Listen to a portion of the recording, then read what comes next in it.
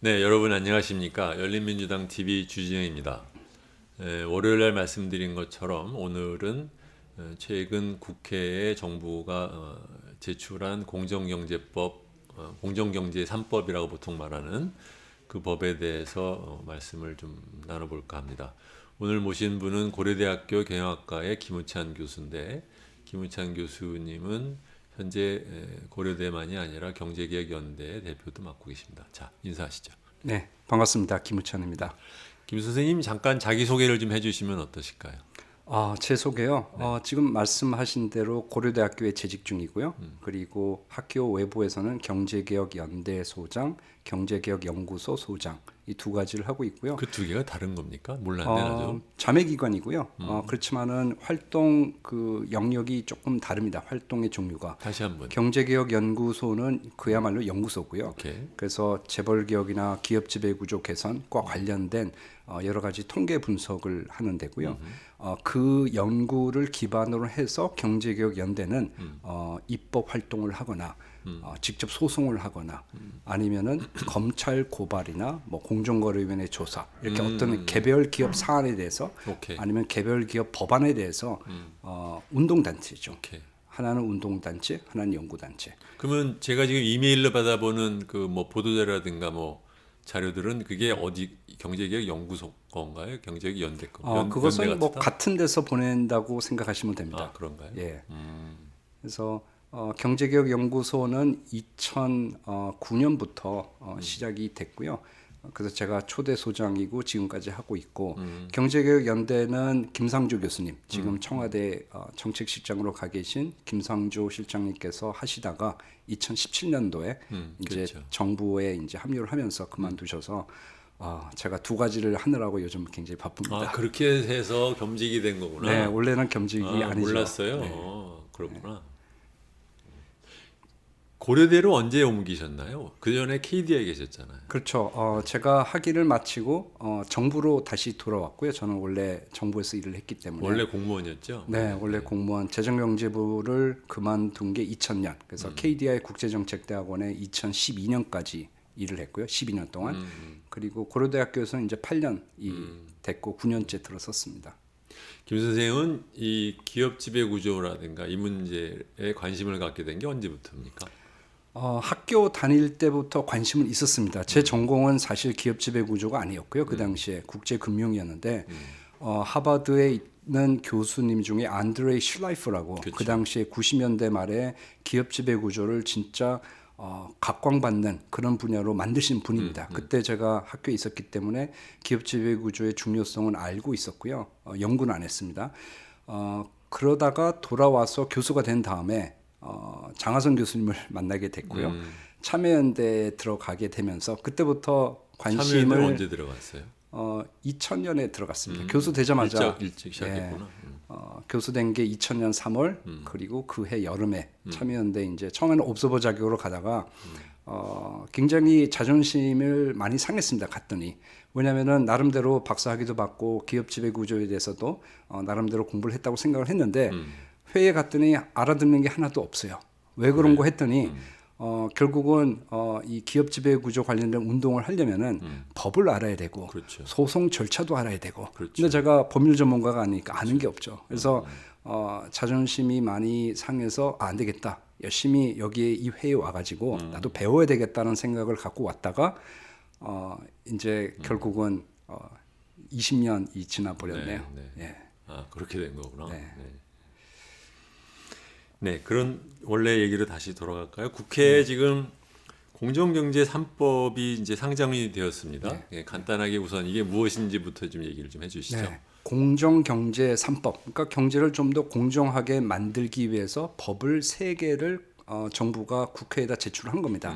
그래서 하나가 상법 개정안, 두 번째가 공정거래법의 전면 개정안, 그리고 금융그룹 감독에 관한 법률을 제정하는 거. 요 3가지를 가르쳐서 공정경제 3법이라고 얘기를 합니다.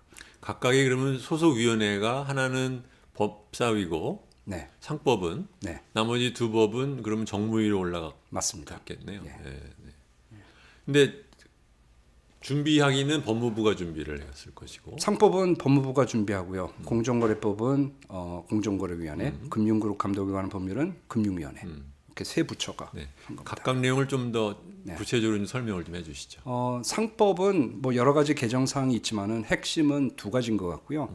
그 중에 하나가 다중 대표 소송 제도의 도입, 두 번째가 감사위원회 분리 선임. 두 가지가 핵심이고요. 공정거래법으로 넘어가면은 전면 개정안이니까 굉장히 많습니다. 집행을 조금 더 강화하는 것들도 있고 혁신 성장을 지원하는 것도 있지만은 역시 핵심은 기업 집단에 관한 규율인데요. 여기에도 핵심적인 내용은 5가지. 첫 번째는 사익 편취 대상 회사의 범위를 좀 더 넓히는 거고요. 그 다음에 지주회사가 자회사, 자회사가 손자 회사에 갖고 있는 지분율을 올리는 것. 그리고 여러 가지 의결권 제한이 들어갑니다. 금융보험회사의 의결권 제한, 공익법인의 의결권 제한, 그리고 순환출자 지분의 의결권 제한. 그렇게 5가지가 핵심적으로 들어가고요. 금융그룹 감독에 관한 법률은 금융 그 규제와 감독의 사각지대가 있습니다. 그러니까 금융회사는 개별적으로 감독을 받고요, 규제를 받고 감독을 받고, 금융지주회사는 또 나름대로 그룹 차원에서 규율을 그렇죠. 받는데. 그래서 삼성그룹 안에 있는 금융계열사들, 현대자동차 그룹에 있는 금융계열사들은 개별적으로는 감독을 받지만은 그룹 차원에서 감독을 안 받기 때문에 생기는 여러 가지 문제들이 있는데 그거를 규율하기 위해서 이번에 이제 금융그룹 감독에 관한 법률이 나온 거죠. 이제 이렇게 얘기를 하면 그 많은 분들은 듣고도 내가 지금 무슨 말을 들은 거야라고 잘 모르실 거예요. 그래서 그러면 이렇게 바꿔보면 어떨까요? 그러니까 현재 지금 논란거리로 뭐 이슈가 되는 것들을 갖고 얘기를 하면 그 구체적으로 그럼 무슨 법인지 알겠구나 이제 그렇게 얘기를 할 수 있잖아요. 네. 그러니까 상법부터 얘기를 하면 상법의 경우는 현재 지금 감사위원을 뽑는 것 갖고 주로 이슈가 되고 있죠. 감사위원의 경우에 이제 분리 선임을 이제 하도록 하는 법률 개정안인데요. 그러니까 감사위원이라 하면 이사회 안에 부속 위원회가 각각 있는데 그 중에 하나인 감사위원회가 있는데 감사위원회를 그 동안에는 이사회에서 이사 중에 3사람 이렇게 해서 뽑았는데 이제는 감사위원을 이사 뽑는 거랑 별도로 뽑자라는 거죠 지금. 네, 그렇죠. 그러니까 지금 2009년도 상법 개정 이후에는 1차적으로 이사를 주주총회에서 뽑고 뽑힌 이사 중에서 감사위원을 뽑는데 이때 대주주의 3% 의결권 제한이 들어가는 거죠. 그렇죠. 네. 그러다 보니까 이미 총수일가나 경영진 입맛에 맞는 분들로 우호적인 분들로 이사를 설명하고 난 다음에 의결권 제한을 하는 거기 때문에 의결권 없죠. 제한의 네. 의미가 하나도 없다라고 얘기를 해서 2012년부터 대통령 선거 그리고 그 이후에 2017년도에도 다 분리 선임을 하자는 공약을 다 했었습니다. 그래서 이번에 나온 거고 그래서 그렇게 순차적으로 하지 않고 감사위원회 위원을 할 이사와 감사위원회 위원을 하지 않을 이사를 따로 분리를 해서 주주총회에서 각각 선임을 하고 그런 경우에는 감사위원이 될 사람들은 대주주의 의결권 3% 제한이 바로 들어가는 거죠. 뽑을 때부터. 예. 그래서 조금 더 독립적인 분들이 감사위원을 해서 사내이사와 경영진, 총수일가를 견제할 수 있는, 감시할 수 있는, 감독할 수 있는 그런 체계를 갖추자는 게 분리선임의 의의라고 할 수가 있겠습니다. 이 분리선임이 사실은 한국에서만 주로 얘기가 되는 얘기죠. 사실 다른 나라에서는 못 들어본 케이스예요. 그렇죠. 우리나라에만 있다고 볼 수가 있습니다. 그러니까 같이 보셔야 되는데요. 3% 의결권 제한과 분리선임은 아까 말씀드린 그렇죠. 대로 같이 가야 되는데요. 이 같이 가는 제도가 우리나라 상법이 제정된 1962년부터 있었던 제도입니다. 그렇죠. 쭉 가다가 외환위기 이후에 감사 대신에 감사위원회 제도를 도입을 했는데 자산 규모 2조 원 이상에 대해서 그러면은 감사위원 뽑을 때 예전 감사처럼 의결권 제한을 할 것이냐 말 것이냐 이거에 대해서 논란이 있었는데 결국은 정부는 이것은 감독 기능이기 때문에 집행 기능이 아니고 3% 의결권 제한해야 된다라고 했고 사실 그 당시에 외환위기 직후에는 감사위원들이 분리선임을 했었습니다.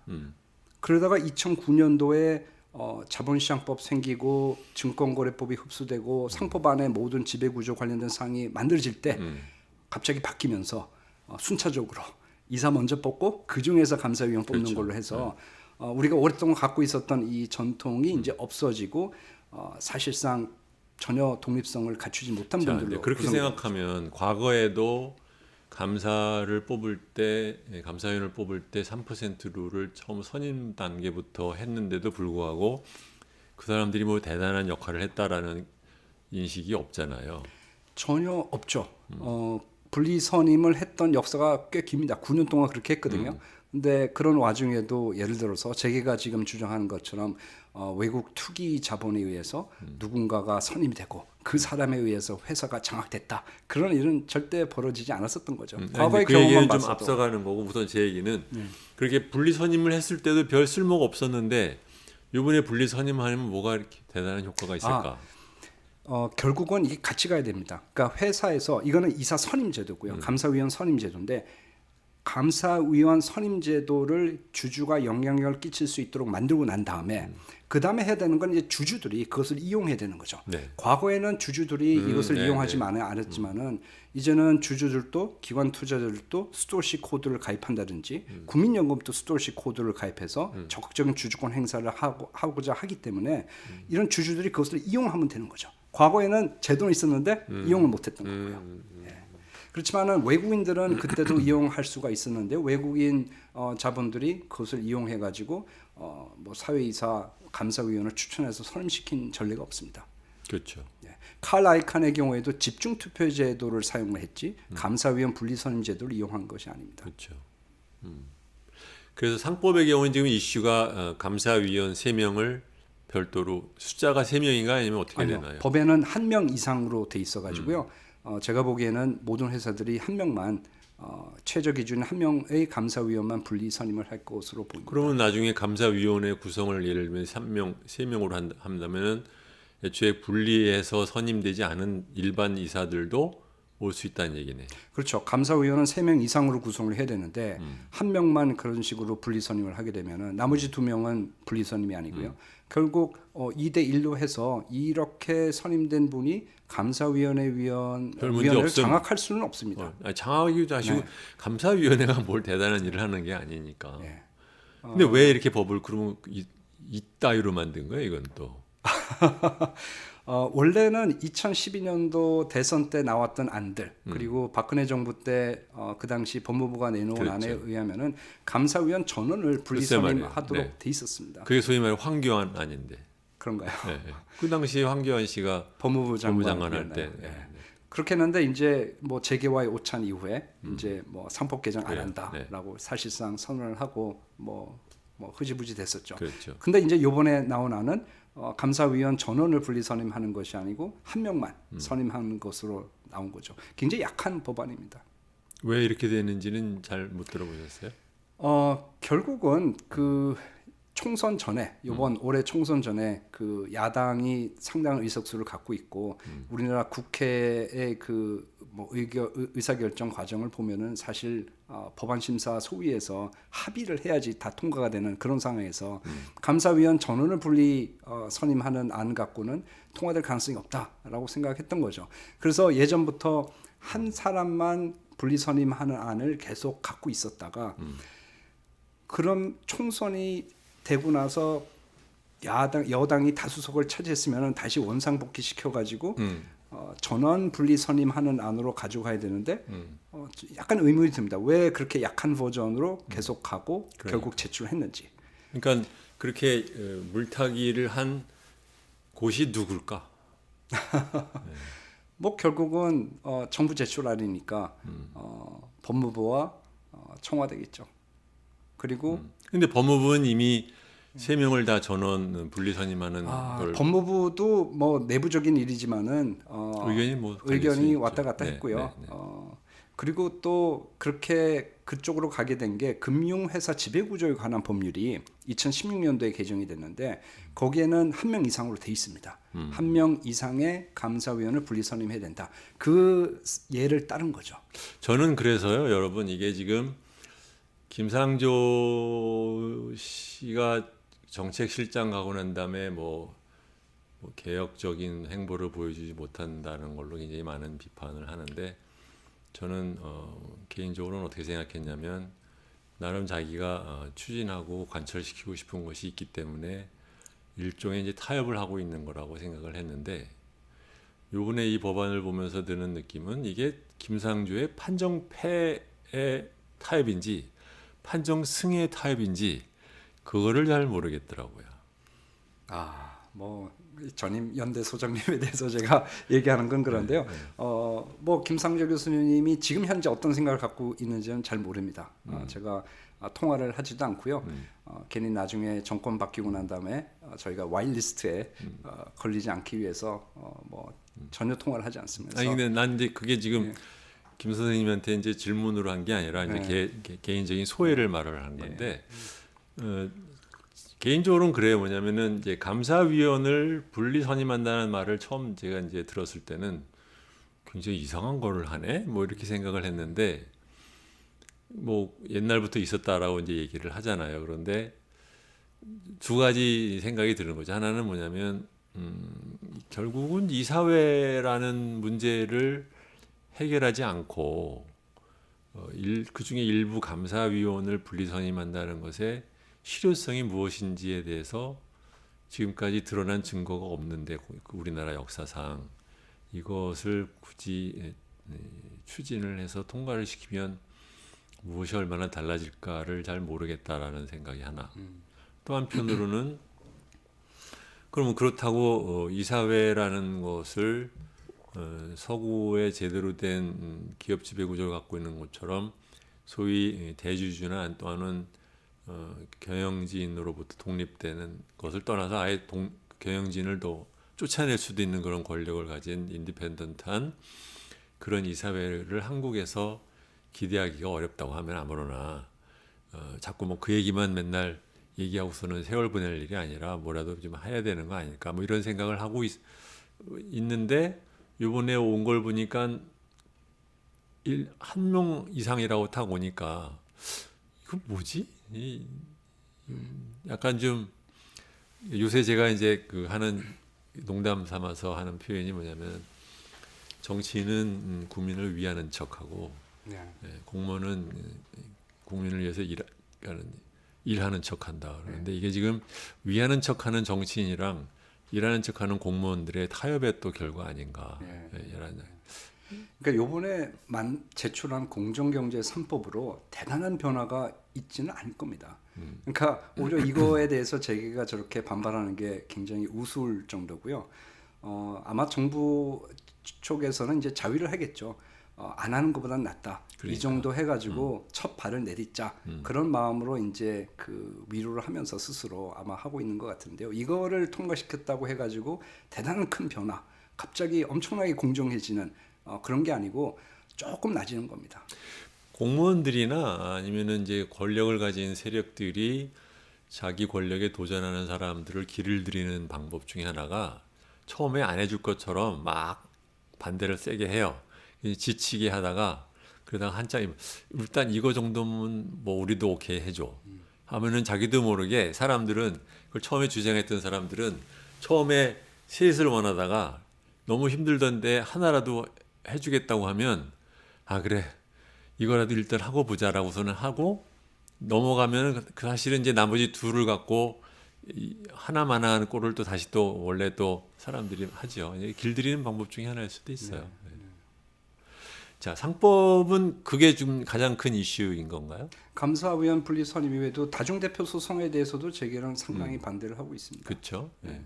그러니까 그 제가 사실 공정경제 3법과 관련해서 강조하고 싶은 것은 이게 어떤 기업의 투자를 못하게 하고 기업을 옥죄고 기업을 어렵게 하는 법이 아니고 사실 친기업적인 정책이라는 거를 말씀드리고 싶어요. 다중대표제 소송을 못해서 구체적으로 어떤 예를 들면 뭐를 하고 싶었는데 예를 들어서 경제개혁연대에서 뭘 하고 싶은데 무엇을 못했나요? 최근에 있었죠. 그러니까 많은 그 뉴스에도 나왔던 그 DLF 사태. DLF를 이제 불안전 판매한 것도 있지만은 우리나라 은행들이 사실 DLF가 이제 참고로 말씀드리면 그 채권을 기초로 파생 상품을 만들어서 팔았는데 최근에 뭐가 있었냐면은 그 독일의 국채의 금리가 네거티브가 되지 않는다, 더 내려가지 않는다라는 걸 기준으로 해가지고 팔았다가 이제 뒤집어 쓴 게 있었죠. 네. 그래서 이제 우리은행의 경우가 이제 대표적인 케이스인데요. 그렇죠. 내부 통제를 제대로 갖추지 못해가지고 손태성 당시 은행장 네. 금융감독원에서 제재를 받았습니다. 그리고 과태료도 200억 원 상당의 과태료를 그렇죠. 받았고요. 근데 우리 은행은 우리 금융지주 회사의 완전 자회사입니다. 그렇죠. 100% 자회사. 그러다 보니까 통상적으로 우리가 알고 있는 주주 대표 소송을 제기할 수가 없어요. 주주가 왜냐면은 뭐를 소송하고 싶었는데. 그러니까 과태료를 부과받은 거는 회사의 손해인 거죠. 손해를 끼쳤으니 행장이라는 어떤 이사가 임무를 해태해서 회사에 손해를 끼쳤으니 이건 당연히 이제 주주의 손해이기 때문에 네 책임을 주주가 져라. 대표 소송을 제기해야 되는데 우리은행의 유일한 주주는 우리금융지주인 거예요. 오케이. 그래서 저희는 이제 공문을 보냈죠. 우리금융지주 이사회에 손해배상 소송을 해라. 당연히 안 하죠. 왜냐하면 회장이 또 손태성 은행장이거든요. 근데 만약에 다중대표 소송이 있었다고 하면은 다중대표 소송이라는 거는 모 회사의 주주가 자회사의 임원을 대상으로 소송을 할 수가 있는 그렇죠. 거거든요. 그래서 다중대표 소송이 있었다 그러면은 저희 단체가 여러 원건들을 모집을 해가지고 우리금융지주 회사의 주주로서 우리금융지주의 이사가 아닌 우리 은행의 이사 손태성 은행장을 상대로 소송을 걸 수가 있는 거죠. 그러니까 지금 말씀하시는 걸 보면 만약에 우리나라 재벌 경우에 일종의 모회사 역할을 하는 기업도 상장이 되어 있고 자회사 역할을 하는 기업도 상장이 되어 있으면 굳이 다중대표 소송을 필요 없이 직접 모회사가 됐든 자회사가 됐든 직접 그 주주들이 소송을 하면 되는데 자회사가 비상장인 기업들인 경우에 비상장 기업에 이 뭔가 그 소위 말하면 모기업에 해를 끼치는 행동을 했어도 거기에 대해서 모기업의 주주들이 아무런 거를 못 한다라는 거죠. 네. 이게 사실은 이제 뭐가 있냐면 그 재벌 총수들이 자기가 소위 말하는 쌈짓돈 빼먹는 회사를 비상장 회사로 갖다 놓고 거기서 돈을 빼먹을 때 그것이 결국은 모회사에 해를 끼치는데도 모회사 주주가 아무것도 못하는 그런 경향이 생기는 거죠. 사실 그 다중대표 소송을 이야기하기 시작한 게 2000년 초반입니다. 그렇죠. 2000년 초반에 SK 글로벌 회계 분식 사건이 있었고요. 그렇죠. 네. 그때 같이 분식 회계를 했던 회사가 SK 해운입니다. SK 해운은 말씀드린 대로 비상장으로 SK라는 회사가 49%의 지분을 갖고 있는 회사인데 당시 SK 해운의 이사가 송길승 회장이었고요. 여기가 이제 아상이라는 회사와 부당 내부 거래를 하고 이걸 감추기 위해서 분식 회계를 하고 불법 정치 자금까지 제공하고 그래서 한 1조 원대의 손해를 끼쳤어요. 근데 주주가 없으니까 외부 주주가 없으니까 현대 SK 해운의 이사를 상대로 소송을 못했던 거죠. 그렇죠. 만약에 다중대표 소송이 있었으면은 SK의 주주로서 소송을 할 수 있었는데 못했던 거죠. 그래서 이런 기본적으로 주주대표 소송의 범위를 넓히는 거를 다중대표 소송이라고 보시면 되고 주주대표 소송은 진짜 회사를 위한 겁니다. 회사에게 손해를 끼친 이사를 상대로 소송을 해서 그렇죠. 이사로 하여금 손해배상금을 회사에 반납하라고 하는 거기 때문에 회사가 정말 좋아지는 거거든요. 근데 이거에 대해서 이거를 기업 규제 3법이다 해서 프레이밍을 걸어가지고 오도하는 게 사실은 좀 말이 안 되는 거죠. 미안하지만 김을 좀 뺄 수 있는 소리일 수도 있는데 다중대표 소송 이전에 그러면 그러니까 그 직접 주주가 대표로 해서 소송을 한 경우에도 우리나라 법원이 뭐 별로 이렇게 썩 뭐 주주의 권한을 갖다 보호해 주지를 않고 또 벌금을 내더라도 뭐 굉장히 낮게 때리고 해서 주주 대표 소송 자체가 이렇게 대단하게 힘을 갖기가 어려웠지 않았나요, 우리나라? 그렇죠. 여러 가지 그 장애물들이 있죠. 일단 주주들이 본인이 돈을 받는 게 아니기 때문에 할 경제적 이윤이 없습니다. 그렇죠. 그러다 보니까 결국 참여연대나 경제개혁연대나 이런 시민단체가 소송꾼이 공익적인 됐어. 마인드를 갖고 네, 네. 했던 거고 하는 과정에서 입증하는 게 너무 힘들어요. 그렇죠. 입증 책임이 모두 원고에게 있기 때문에 유일하게 할 수 있는 사건들이 이미 검찰에서 조사해가지고 형사 사건화한 경우 아니면은 금융감독원이나 아니면은 공정거래에서 이미 조사한 거 그걸 가지고 그걸 근거로 이제 소송을 하고 소송을 하더라도 판사님들께서 굉장히 보수적으로 판단을 해주시고 그래서 저희가 청구하는 금액은 훨씬 큰데 굉장히 적은 금액만 결국 받게 되는 거죠. 이번에 디스커버리 제도가 일부 도입된다는 게 지금 상법에 들어가는 거예요, 아니면 공정거래법에 들어가는 거예요? 디스커버리 제도가 들어간다는 거는 지금 집단 소송의 경우에. 집단 소송에 들어가. 그러니까 증권 집단 소송만 있었는데 이것을 모든 경우에 다 집단 소송이 가능하도록 만들고 여기에 이제 지금 이거 다중 소송이 아니라 집단 소송의 상법 중에 하나예요. 네, 그러니까 주주대표 소송과 다중대표 소송은 이번에 그 디스커버리 제도에 해당되지 않습니다. 오케이. 집단 소송의 경우에 그거를 도입하게 되는 겁니다. 집단 소송도 상법에 들어가는 거죠. 집단 소송법을 별도로 제정하기로 별도인가요? 했습니다. 그러면 이건 공정경제법에는 속하지 않는 거군요. 예, 그러니까 사실 공정경제 3법이 있고 그 후속으로 2개 법이 또 나온 거죠. 그렇죠. 그러니까 징벌적 벌적 손해배상 손해배상. 5배까지 네, 하는 네. 상법 개정안 그리고 집단소송법 제정안. 그래서 3+2 5개가 된 겁니다 이제는. 그걸 왜 굳이 분리해서 하죠? 시차가 지금 조금 있는 거죠. 그리고 그래서? 그래서 지금 그냥 언론에서 사실 공정경제 3법이 먼저 나왔기 때문에 그렇게 이름을 붙여준 거고요. 그렇지. 또 시간이 지나면은 네. 공정경제 3법이 빨리 통과가 안 되면은 결국 공정경제 5법이라고 명명을 하지 않을까 생각이 듭니다. 그런 거군요. 네. 아니, 왜냐하면 저는 이제 사실은 무슨 생각했냐면 다중대표 소송은 뭐 승리일지는 모르지만 작은 승리에 그칠 가능성이 크다. 그거보다는 집단 소송이 더 크고 징벌적 손해배상이 더 클 것 같은데 그걸 왜 한꺼번에 묶어서 하지는 않았을까? 뭐 그런 생각이 좀 들었거든요. 네.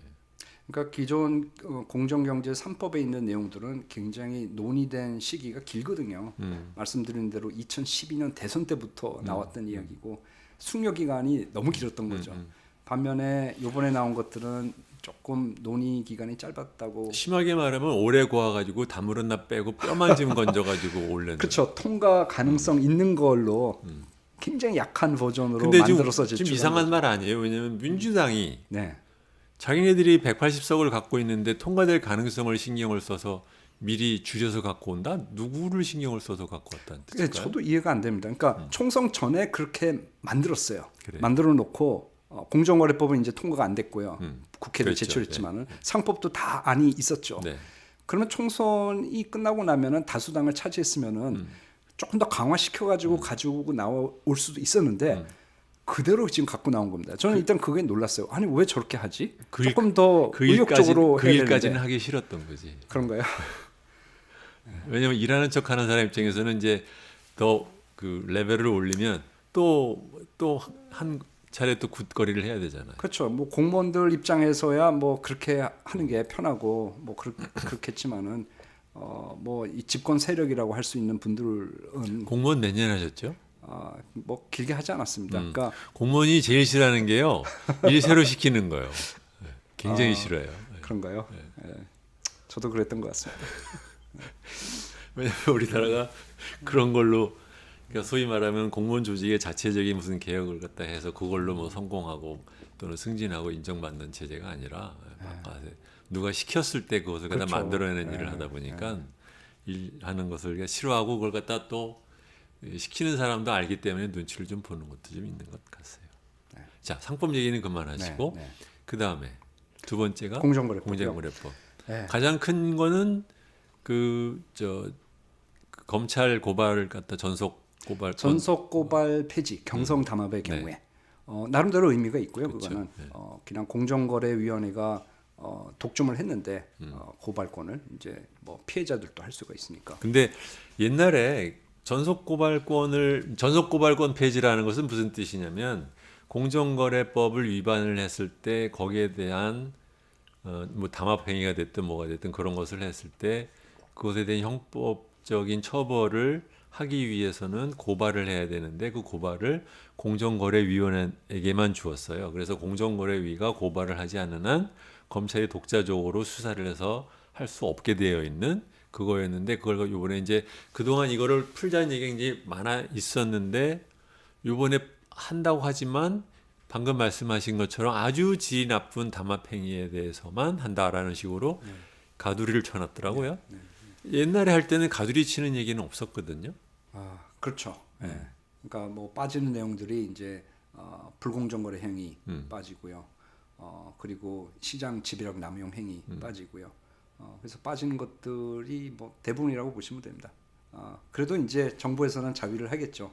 그래도 담합의 경우에는 경성 담합의 경우에는 이제 전속 고발권 제도가 폐지가 된다. 지배력 남용은 왜 빠졌을까요? 사실은 그게 클 텐데. 뭐 아까 말씀드린 대로 그거 역시 법 통과 가능성을 고려했던 것 같습니다. 그러니까 여러분 저는 이제 뭐 미리부터 조금 말씀드리는지 모르지만 공정경제 3법이라고 해서 한편으로는 저거를 얼마나 더불어민주당이 국회에서 적극적으로 추진을 할까에 대해서도 좀 의심스럽지만 사실 애초에 설사 통과된다고 해도 대단한 뭘 했다라고 또 자랑할 거리가 아닌 것이 뭐 차 빼고 포 빼고 또는 뭐 뼈다고 빼고 못 빼고 그런 면이 좀 그런 게 좀 있어요 약간. 네. 근데 그 얘기는 별로 언론에서 얘기를 안 하는 것 같아요. 언론에서 유일하게 아마 나오는 게 제가 인터뷰한 내용이 아닐까 생각이 됩니다. 아 그런가요? 저는 계속 누차에 걸쳐서 이거는 최저 기준의 개혁 법안이다. 그러니까 말이에요. 이거마저도 통과 못 시키면은 너무나도 창피한 거고 이거에 대해서 재계가 반발하는 거는 이건 재계의 갑질이다.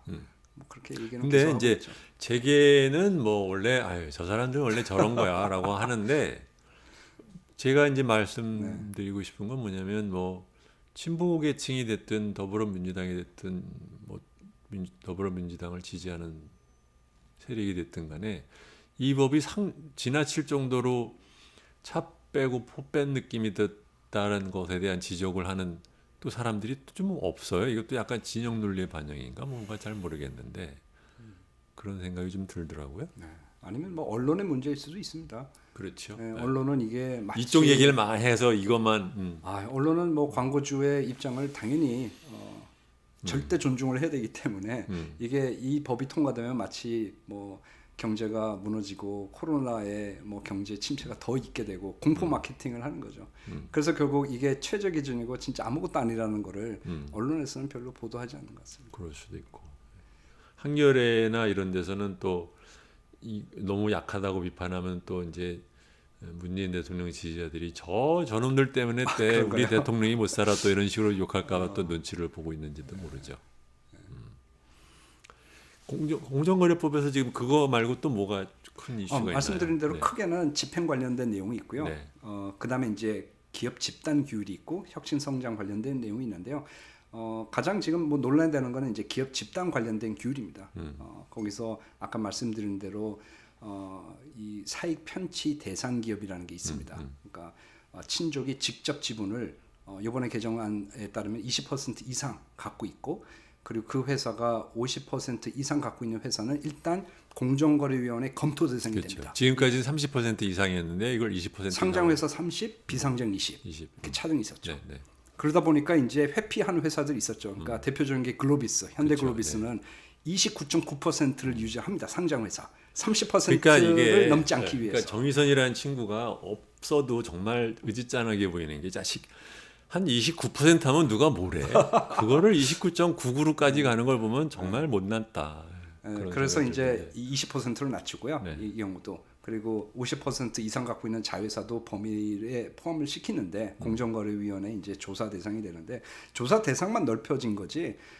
사실 과징금이 실제 부과되고 검찰 고발되고 형사 그 사건이 되는 경우는 많지 않습니다. 그렇죠. 그러니까 그 동안에도 2013년도에 공정거래법이 개정이 됐어요. 박근혜 정부 때입니다. 일감 몰아주기 그렇죠. 규제 23조 2가 도입이 되는데 과징금이 부과된 케이스가 8개뿐이 안 됩니다. 8개뿐이 안 되고요. 이것도 재계가 반대해가지고 행정소송으로 맞소송을 하고요. 재계가 이긴 경우도 있고요. 그렇죠. 네. 굉장히 흐지부지한 상태고요. 요번에 그렇게 범위를 넓힌다고 해가지고 나아질 가능성은 크게 없습니다. 가장 핵심적인 게 부당성 요건입니다. 그러니까 뭐 부당한 내부 거래를 하고 일감 몰아주기를 하고 이렇게 했다고 하더라도 이것이 부당성 요건, 공정거래법에서 부당성 요건이라는 거는 경제력 집중을 가져와야 돼요. 아무리 사익 편취를 많이 해도 그 시장 내에서 이 기업이 차지하는 비중이 적으면은 이거는 부당한 것이 아니기 때문에 무죄입니다.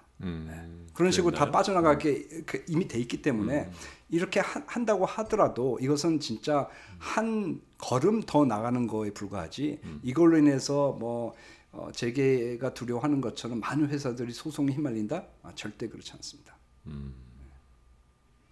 그게 이제 하나가 있고요. 김 빠지네. 듣고 보니까. 그러니까 대상 회사가 많아지는 거는 많아진다. 한 2배 이상 많아지거든요. 네. 그렇지만은 말씀드린 대로 입증하는 게 굉장히 어렵고요. 부당성 요건을. 그다음에 또 이제 들어가는 게 이제 지주 회사가 자회사에 대한 지분율, 네. 자회사가 손자회사에 대한 지분율.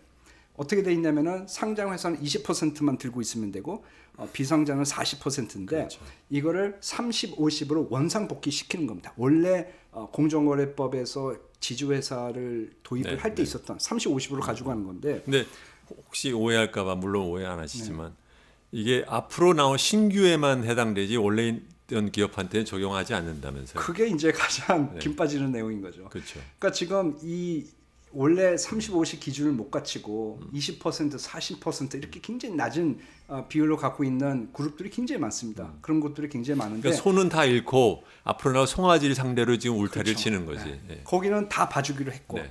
새로 지주회사로 전환하거나 지주회사를 설립하는 회사에 대해서는 이걸 적용하겠다고 하는 거죠. 네. 그러니까 형평성에도 완전히 어긋나는 거고요. 네. 지금 지주회사로 전환할까 말까 생각하는 그룹들도 있는데 거기에 대해서는 높은 기준을 적용하고 지금 이미 이행한 그룹에 대해서는 봐주겠다.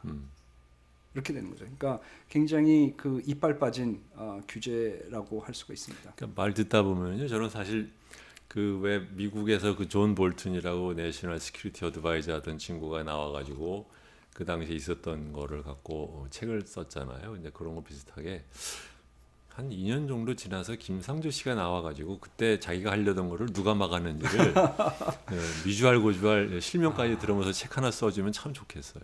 네. 그런 생각이 재밌겠네요, 들어요. 그 책은. 김상조 씨 성격에 그것도 못 쓰지.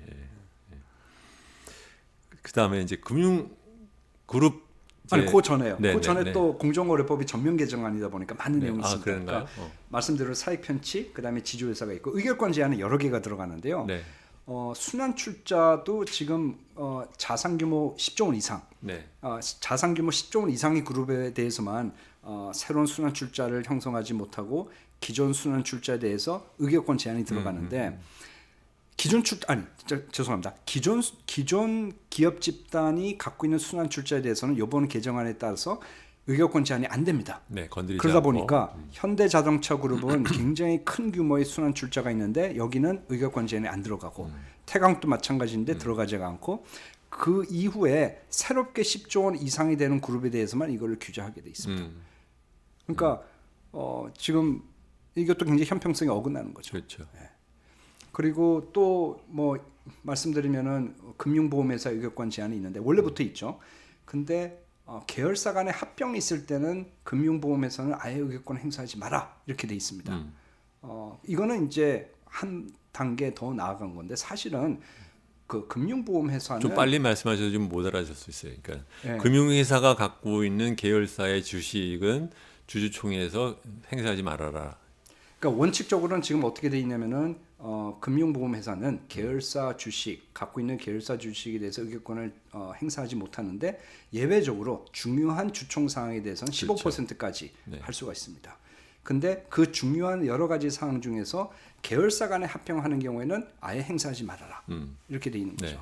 근데 사실은 다른 안건에 대해서도 행사하면 안 되는 거거든요. 지금 금융보험회사의 자산이라고 하면은 대부분 90%가 금융 소비자의 돈이거든요. 총수 일가의 돈이 아니고. 그렇죠. 근데 총수 일가가 본인의 지배력을 확장하기 위해서 계열사 주식을 갖고 있는 거거든요. 이 금융보험회사들은 건전한 자산 운영을 위해서 다른 방법으로 운영을 해야 되는데 그렇게 하지 못하고 계열사 주식을 떡하니 갖고 있는 거예요. 운영을 하지 못하고 지주 그 총수 일가의 그 이익을 위해서 하는 건데 그거에 대해서 의결권 행사를 허용하는 것 자체가 이제 문제거든요. 그래서 이번에 의결권 제한이 이제 굉장히 약하고요. 설사 또 그렇게 한다고 하더라도 실질적으로 그 바인딩이 되는 회사는 3개 회사뿐이 없습니다. 삼성생명의 지분을 많이 갖고 있는 전자, 삼성전자, 그리고 호텔신라, S1 이 3개 회사뿐이 없습니다. 3% 이상 의결권 제한이 네. 들어가는 회사는 그렇게 돼 있고 그 공익법인에 대한 의결권 제한은 이제 처음으로 이제 들어가는데요. 들어가는데. 이것도 마찬가지인 게 출원을 했는데 주식을 출원을 했는데 결국은 그 출원한 재산을 공익법인이 공익활동에 전혀 사용하지 못하고 계속 들고 있어야 되고 근데 세금을 한 푼도 내지 않았고 그렇죠. 이 공익법인의 이사회를 장악해서 결국은 계열사에 대한 지배권을 계속 유지하는 이런 것들이 진행이 돼서 이건 문제다. 공익활동에 사용할 수 있도록 이제 의결권 제한을 이제 가하는 건데 이것도 금융보험회사처럼 15%까지 인정해 주는 걸로 가게 된 거죠. 근데 우리가 이제 그동안 공익법인에 관련된 얘기를 할 때 저는 사실 핵심은 뭐 의결권 만약 그 사람들이 갖고 있는 뭐 지분이 이렇게 있어봤자 큰 지분은 아니기 때문에 그보다 훨씬 더 중요한 거는 매년 그 돈을 갖다 실제적인 공익 활동에 얼마 이상 쓰게 하는 것 그게 훨씬 더 중요하지 않나 싶은데 그거는 또 빠진 것 같아요. 이번에는 들어가 있지 않고요. 그동안에 나왔던 안들이 몇 가지가 있었습니다. 그렇죠. 근데 그 안들을 들여다보면은 결국 주식을 팔지 않아도 할 수 있을 정도의 그 그렇죠. 의무 지출 요건을 부과해요. 그렇죠. 예를 들어 가지고 계열사 주식을 많이 갖고 있는데 거기서 받은 배당 그 수입을 대부분 그 공익적인 활동에 사용해라. 이 그렇죠. 얘기입니다. 그렇죠. 이 주식을 팔 수 있을 정도로 그 의무 지출 그 비율을 부과하는 건 아닌 그렇죠. 거죠. 예. 참고로 이제 미국의 경우에는 공익법인의 경우에 자기의 재산의 5%를 매년 돈을 쓰게 되어 있습니다. 그런데 우리나라는 그 갖다 놓고 돈을 쓰지 않으면서 자기들만의 말하자면 이제 장난감 놀이하는 데 쓸 수 있고 또는 뭐 계열사 지분을 확보하고 유지하는 데 쓸 수 있고 그런 문제들이 있는 거죠. 그래서 이 문제를 돈을 사용하는 그 비율을 높이는 것이 훨씬 더 중요할 텐데 그거 역시 또 빠진 것 같더라고요. 예. 그러면 이번에 이제 금융법으로 넘어갈까요? 네, 그러시죠. 금융그룹을 단위로 해서 감독을 하자는 얘기는 사실은 제 기억에 이게 2010년인가 2009년인가 김상조 교수가 사바티칼 갔다 와가지고서는 그때부터 이제 얘기하고도 다녔던 거였잖아요. 네, 맞습니다. 그게 지금 들어온 거잖아요. 네. 그렇죠? 이게 일종의 이제 독일에서 그 콤비나치온이라고 하는 옛날에 그 트러스트를 감독하기 위해서 그 들어와 있는 독일법을 갖다 이제 참여를 해서 참조를 한 건데 실제로 이걸 도입하면은 어떤 효과가 있을까요? 말씀드린 대로 그룹 단위의 규율이고요. 그룹 단위로 규율하지 않았을 때 생기는 문제는 예를 들어서 금융회사가 비금융회사에 대한 지분을 굉장히 많이 갖고 있는데 그러니까 건전한 자산 운영 기준에 훨씬 벗어나서 갖고 있는 경우죠. 그 경우에 이 비금융회사가 이 제조업 회사가 뭐 도산을 하거나 주가가 굉장히 떨어지거나 잘못됐을 경우에 이 금융회사의 건전성이 나빠지는 거고 네. 건전성이 나빠지면 결국 금융 소비자의 피해로 고스란히 그렇죠. 이제 전가가 되는 거죠. 이거에 대해서 금융감독당국은 당연히 예방을 해야 되고 이게 이제 대표인 케이스가 여러분 이제 기억하시기에 동양생명과 동양그룹 간의 관계였죠. 그래서 동양그룹이 어려워지니까 동양생명이 이런저런 식으로 우회 지원을 많이 하다가 나중에는 이제 동양증권과 같이 이제 넘어갔었죠. 네. 네. 그래서 지금 금융 그룹 감독에 관한 법률을 해서 결국은 이제 대상 그룹은 몇 개 되지 않습니다. 그렇죠. 6가지고요. 삼성, 한화, 그리고 현대자동차 그룹, 금융회사를 많이 갖고 있는 그룹들이고요. 동부 DB 그룹이 있고 여기에 아직 금융 지주회사로 전환하지 않은 미래에셋과 교보가 네. 6개뿐이 들어가 있지 않습니다. 근데 이제 가장 문제가 되는 게 결국은 이제 삼성그룹이고요. 그렇죠. 왜 그렇게 되냐면은 삼성생명이 너무나도 많은 자기 자산 중에서 거의 9%에 해당하는 금액을 삼성전자 주식으로 갖고 있기 때문에 삼성전자가 잘 영업을 하고 주가가 오를 때는 문제가 없겠지만은 이게 반도체 산업이지 않습니까? 그래서 주가가 떨어질 때는 삼성생명에게 결국은 이제 직격탄이 되고 건전성이 떨어지기 때문에 그거에 대비해서 삼성생명은 자본금을 더 많이 쌓아라라는 것이 핵심입니다. 근데 이제 문제는 자본금을 더 많이 쌓기 위해서는 그룹 위험이라는 개념이 있는데 그룹 위험을 파악을 하고 제대로 측정을 해야 되는데 지금 이번에 나온 법안에는 그 금융 위험을 측정하는 요소들을 명확하게 명시하지 않았고요. 그 요소들이 어떻게 조합을 이루어서 계량적으로 계산되는지 전혀 보여주고 있지 않습니다. 잠깐. 지금 방금 말한 거요. 우리 방송을 이제 들으시는 분 중에서 알아들을 분은 한 5%나 될까? 네, 그러니까 너무 그렇게 가면은 이제 네, 못 알아들어요. 네. 그러니까 말씀드린 대로 자본금을 충분히 쌓아야지 삼성생명이 그러니까는 전자 개별 한 회사에다 이렇게 몰빵 투자를 할 거면 그 위험이 커졌기 때문에 그 거기 상응하는 자본금을 더 쌓아라. 그렇죠. 네, 예비적인 목적으로. 네, 근데 그렇게 할 리는 없을 테니까 사실은 그 실제적으로는 그러면은 그 개별 회사에 자기 돈의 9%를 투자하는 돈의 비중을 낮추는 쪽으로 대응을 하겠죠. 낮추면은 해결이 되는 거죠.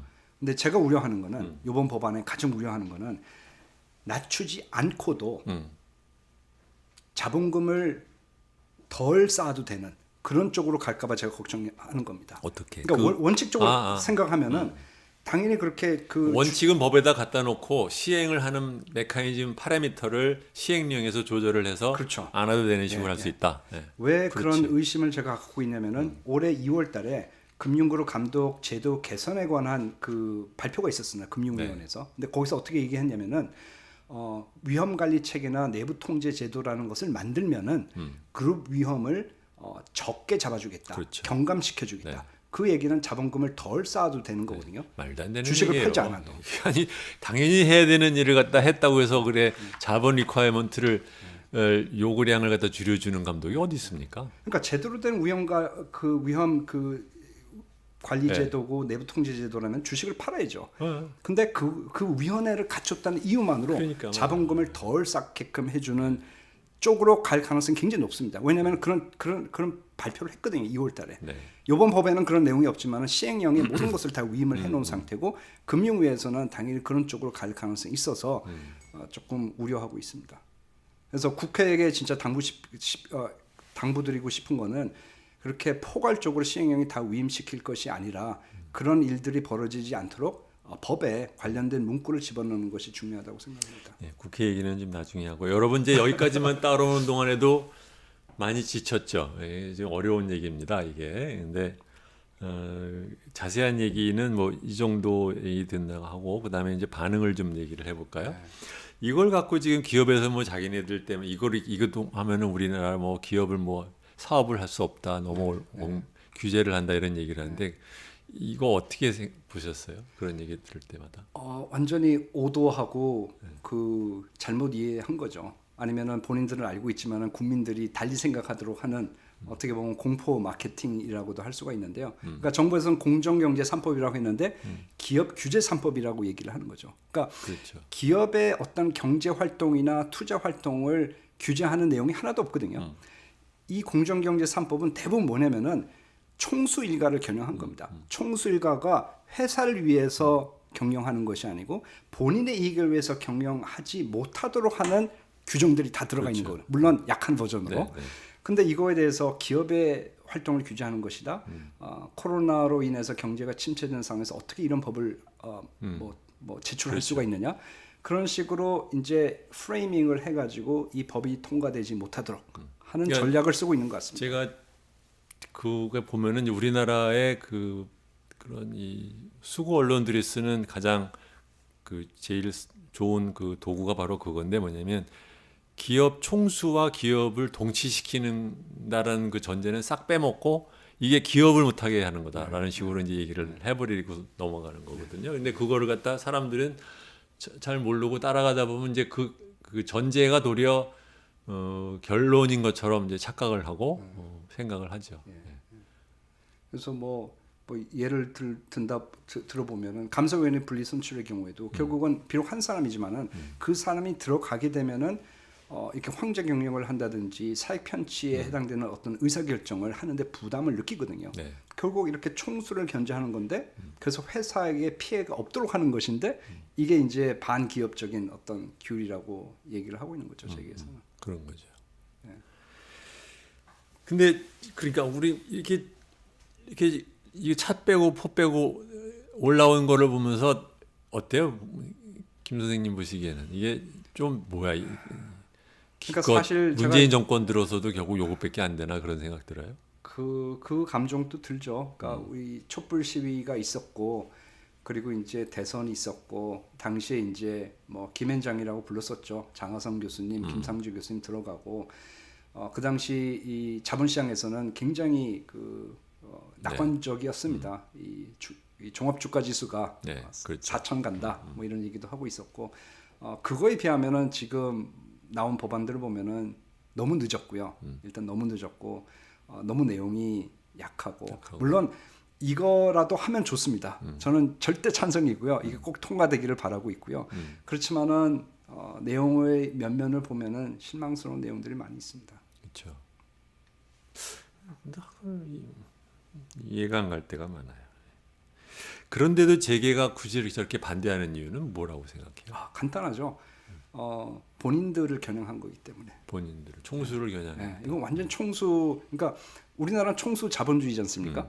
제대로 된 자본주의 하지 못한 압축 성장을 하다가 총수 자본주의인데 이 총수 자본주의를 조금 약화시키려고 하는 게 공정경제 3법이에요. 네. 그러니까 총수가 자기 지배권을 확장하기 위해서 공익법인 사용하고 금융보험회사 이용하고 순환출자하고 사익 편취하고 이런 것들을 조금이나마 막아보겠다는 건데 본인들에게 지금 본인들이 불편해지니까 본인들이 옛날만큼 사익 편취 못하고 옛날만큼 지배력을 확장하지 못하고 뭐 계속 3세, 4세, 5세, 6세 이렇게 승계를 못한다고 생각하니까 지금 반발을 하는 거거든요. 기업 활동하고는 아무 관계가 없습니다. 근데 나는 기업 그러니까 이 그런 거를 보도를 하는 신문들 보고 있으면 무슨 생각이 드냐면 아니 정치인들 자식 갖고 브이로그 하는 것은 조그마한 걸 갖고도 공정을 갖고 1년을 질질질질 끄는 놈이 아니라 사람들이 재벌 총수 아들한테 그냥 몰빵 노려주고 하는 것에 대해서는 아무도 얘기를 안 해. 당연하고 그건 세상이 원래 그런 거야. 이거 갖고 말하는 것은 좀 네가 뭔가 잘못된 것처럼 말하는 그 이중적인 태도를 그대로 좀 보여주는 걸 보고 있으면 맞습니다. 되게 우리나라 불공정의 넘버원이 재벌 총수 승계인데 그 얘기는 홀랑 빼먹고 가장 불공정하고요. 정말 그 재계와 언론과의 유착 정말 대단합니다. 그러니까요. 하여튼 자, 근데 이게 뭐 이런 거를 보면은 금융그룹 감독에 관한 법에 대해서는 별로 재계에서 반대가 없어요. 그렇죠? 왜냐하면 결국 따지고 들어가면은 삼성그룹 문제이기 때문에 재계 전체의 문제가 아니고 재계 전체 차원에서는 뭐 반대할 이유는 크게 없는 없다. 거죠. 네. 삼성도 삼성에서는 그렇게 반대 안 하는 것 같아요. 오히려 사실은 이제 보험업법 개정안이 올라와 있지 않습니까? 그렇죠. 예. 그리고 금융그룹 감독에 관한 법률 제정안이 올라와 있고 그렇죠. 삼성그룹 입장에서는 둘 중에 하나를 선택한다 그러면 금융그룹 감독에 관한 법률이 훨씬 좋죠. 아까 말씀드린 대로 시행령이 다 위임이 돼 있고 빠져나갈 구멍을 만들어줄 수 있는데 보험업법은 지금 그렇지 관료들을 않고 상대로 찜쪄먹을 가능성이 그래도 있는 법이 이 법이고 그렇죠. 저거는 아예 명시적으로 어려워지고 그리고 금융그룹 감독에 관한 법률이 통과가 되면은 보험업법은 이중 규제가 돼버리기 때문에 어떤 면에서 통과를 못 시키고 아예 그냥 그거를 의원님들도 그냥 뭐 철회할 가능성도 있습니다. 그렇기 때문에 삼성그룹에서도 제가 만약에 뭐 그쪽 총수 일가 쪽이라 그러면은 반대하지 않을 것 같아요. 오히려 이거 빨리 통과되기를 바랄 것 같습니다. 여러분들 잘 보십시오. 지금 이제 김우찬 선생님 말씀하신 얘기를 잘 기억했다가 나중에 가서 보험업법이 상정이 되었을 때 이중규제라고 말하는 국회의원이 누군지 분명히 나올 겁니다. 그때 누군지 잘 기억해 두세요. 예. 구체적으로 뭐 경제개혁연대에서 반대하는 조항이 있나요? 있습니다. 그 상법에 있는 내용인데요. 그 감사와 감사위원 선임과 관련해서 뭐 이제 감사와 이사 다 똑같습니다. 그동안에 어떻게 선임을 했냐면은 의결권이 발행 주식 총수의 4분의 1의 찬성을 받아야 되고 여기에 덧붙여서 출석한 주주의 의결권의 2분의 1 과반을 확보해야지 뭐 감사위원이든 그러니까 감사든 선임되는데 선거로 치면 유권자 총수의 4분의 1 그렇죠. 플러스 투표에 참여한 사람의 과반수. 맞습니다. 이렇게. 바로 그건데 그 첫 번째 전체 유권자 중에 4분의 1 의결권인 발행 주식 총수의 4분의 1 조항을 빼버립니다. 그렇게 해서 감사나 감사위원 되려면은 그냥 출석한 주주 몇 되지도 않는 출석한 주주 중에서 과반의 찬성만 확보하면은 감사도 되고 감사위원도 되는 그런 식으로 상법 개정안에 올라가 있어요. 물론 이해를 합니다. 왜 이렇게 됐냐면은 주총을 또 산속에서 하겠구만 또.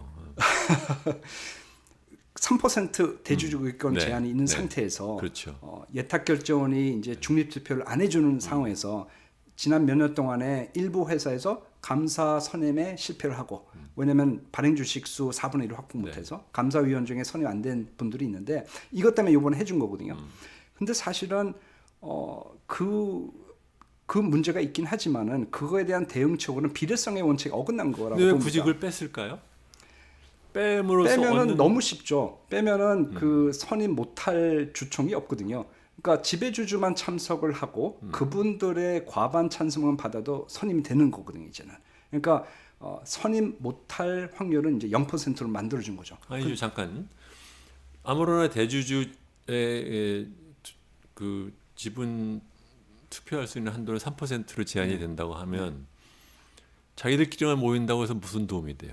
3%라고 하지만은 네. 그분들이 참석을 하면은 그분들이 전체 집합이 되는 거죠. 그 네. 중에서 과반만 나오면 되거든요. 아, 네, 네, 네. 그래서 지금 사실 감사를 선임하는 회사들은 작은 회사들이거든요. 이 회사의 주총에 참석하고자 하는 주주들이 많지가 않습니다. 네. 지금 그 그러니까 전자 투표를 전제로 이렇게 개정안을 냈지만은 전자 투표를 행사할 주주도 별로 없어요. 그 회사들은. 그러면 결국 뭐냐면 이 회사들은 지배주주 일가만 참석해서 지배주주 일가의 찬성으로 감사가 선임된다는 거예요. 그러면 감사는 사내이사와 집행위원과 총수 일가를 감시해야 되는 사람인데 뻔히 그게 보이는데 왜 그렇게 법을 만들어 그러면? 글쎄 말입니다. 제가 따지고 싶은 내용이에요. 그래서 저희는 결사 반대고요. 국회의원님들도 요거는 통과시키지 않는 게 좋을 것 같습니다. 그러니까 근데 그 조항을 빼고 통과를 시킬 수가 있나요? 조항을 그냥 삭제해버리면 되는 거죠. 그 해당 조항을 삭제하면 되는 거고요. 일부 회사가 그동안에 그 발행주식수의 4분의 1 때문에 선임 못하는 경우가 있었는데 그 경우는 내년도 주총에서는 해결이 가능합니다. 왜냐하면은 3월 말에 집중적으로 주총을 개최할 필요가 더 이상 없어졌거든요. 이제는 주총을 사업보고서 그렇죠. 제출 네. 이후에 느긋하게 그렇죠. 주총을 집중시키지 않고 이렇게 분산시켜 가지고 그러다 보면은 주총 소집 통지도 2주가 아니고 훨씬 길게 할 수가 있습니다. 그래서 한 6주 정도 해서 독려를 해서 전자투표는 당연히 하고 그렇게 하면은 투표를 하거든요. 그렇게 해서 선임을 하면 되지. 그게 상장회사로서 당연히 갖춰야 될 의무이고요. 근데 그것을 위해 가지고 이렇게 의결 정족수는 대단히 중요한 게임의 규칙을 바꾼다는 거는 좀 말이 안 되는 것 같습니다. 굳이 바꾸는 걸 보면 바꾸고 싶어서 바꾸는 거지 뭐. 그동안에 재계가 사실 얘기를 많이 했죠. 그렇죠. 재계가 이 그 3% 의결권 제한을 없애주든지 의결 정족수를 낮춰주든지 이것을 끊임없이 주장을 했었습니다. 이게 소위 말하면 이제 주총을 되돌리는 사람들이 못 오게 하느라고 있었는데 그 결과 3% 룰을 하면 이제 감사위원을 못 뽑아버릴 수가 있으니까 그러면 도리어 이제 주주가 많이 오는 쪽으로 가야 되는데 많이 오지 않아도 되도록 해달라는 걸로 지금 갔다는 거잖아요, 그렇죠? 네. 근데 지금 법사위에서 그런 걸 적극적으로 추진을 하고 뭐 얘기를 할 의원이 있나요? 법사위요. 네. 정무위는 제가 여러 명 들어봤는데요. 법사위는 제가 없죠. 그쪽에 관심을 갖고 열심히 들여다보고 TF를 만들고 뭐 언론에서 인터뷰를 하고 그런 분을 제가 본 적이 없습니다. 없죠. 네. 참고로 전리민주당에는 법사위에 속해 있는 위원이 한 분 계십니다. 네, 김진애 위원인데 김진애 의원이 이런 문제에 대해서 얼마나 관심이 있거나 아니면 아는지는 제가 잘 얘기를 안 해봤는데 원하시면 저희들이 연락을 해드리겠습니다. 예, 좋습니다.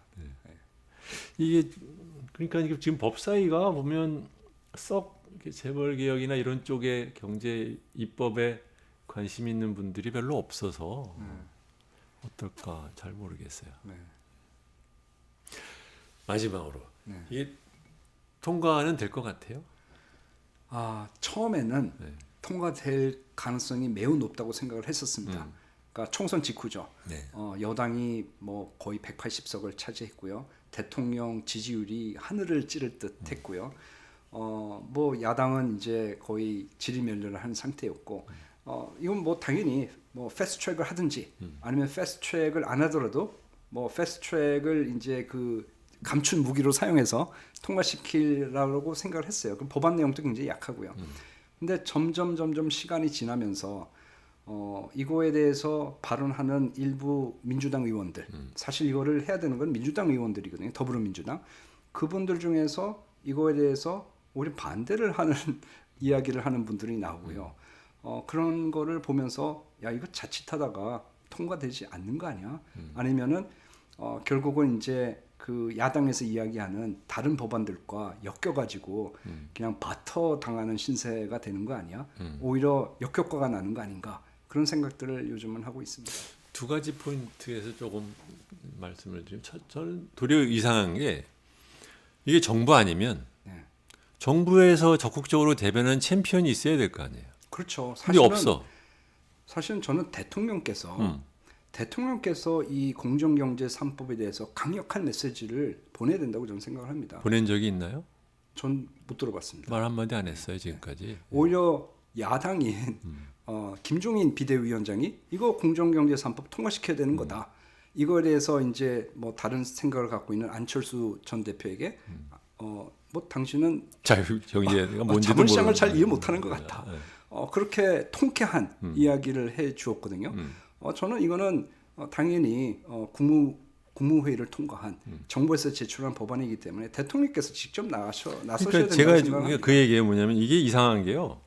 이게 누구도 알다시피 이걸 갖다 뭐 법무부나 기재부가 자기들이 알아서 푸시를 했을 리가 없는 법안이란 말이에요. 그러니까는 그나마 모든 사람한테 욕을 먹고 있는 김상조 선생이 들어가 있기 때문에 이나 여기까지 왔다고 생각을 한다고 하면 이제 청와대 아니라고 볼 수도 있는데 막상 청와대에서 나와서 이것을 챔피언으로 얘기를 하는 대통령 이하 하다못해 김상조 실장도 그렇고 아니면 법무부 장관이 됐든 기재부 장관이 됐든 담당 부서에 있는 공정거래위원장일 수도 있는데 정부에서의 챔피언이 아무도 없어. 그게 되게 이상하고요. 네. 두 번째로는 막상 청와대 아닌데 그걸 받은 민주당의 태도가 보면은 약간 애매모호해. 이게 또 뭐야 또 그런 느낌 있잖아요. 그래서 그걸 또 그러면 원내에서 푸시를 해야 되는 게 원내 총무, 정책위 위원장, 그다음에 이제 법사위 간사 뭐 또는 뭐 이런 사람들인데 이 사람들도 별로 의견이 없어요. 이 공정경제 3법에 대해서 의견이 없고 오히려 반대하는 것뿐만 아니고 공정경제에 역행되는 법안들도 열심히 내고 있습니다. 민주당 의원들이. 아 그래요? 그러니까 그건 몰랐는데. 예를 들어서 이제 벤처 기업에 한정되는 이야기지만 네네. 복수결권 주식을 그렇죠. 발행할 수 있게끔 한다든지 아니면은 지금 일반 지주회사, 금융회사를 지배할 수 없는 일반 지주회사도 창투사나 신기술 사업 금융회사를 뭐 지배하게끔 한다든지. 그거 발의한 사람들이 누굽니까? 뭐 여러 명 있습니다. 그래요? 민주당에 있습니다. 거기 이광재 씨 들어가 있어요? 이광재 의원은 아닌 것 같습니다. 그 두 법안에 대해서. 김진표 씨도 들어가 있어요? 김진표 의원도 아닌 것 같고요. 제가 알기로는 그 김병욱 의원님 김병욱. 네. 있는 것 같고요. 또 여러 다른 의원들이 있는 걸로 알고 있습니다. 제가 더불어민주당 안에 심어놓은 스파이들의 말에 의하면 네. 이 친구들이 지금 국민의힘당 의원이 아니야 싶은 사람을 자기들끼리 궁시렁궁시렁 말할 때 분위기 잡는 사람들이 여럿 있대요. 네. 두고 보면 알겠죠. 저는 통과 안 될 수도 있다고 봐요. 그래도 우리 그 정무위에 네. 그래도 더불어민주당에 열심히 하는 의원들이 있습니다. 뭐 박용진 의원, 이용 의원, 오기영 의원 등 이분들을 오기영 의원. 오? 예. 누구죠? 좀 처음 이름들 근데. 더불어민주당 초선 의원입니다. 아 예, 그래요? 그분들이 지금 열심히 하고 있고요. 뭐 TF도 만들고 이 법이 꼭 공정경제 3법을 이야기합니다. 꼭 통과되도록 열심히 하려고 하는 것 같습니다. 근데 법사위원회는 제가 뭐 그런 분을 본 적은 없는 없죠. 것 같고요. 네. 네. 근데 말씀하신 대로 더불어민주당에서 이거에 반대를 하는 의원들이 있다는 게 굉장히 황당합니다. 그러게 말입니다. 그래서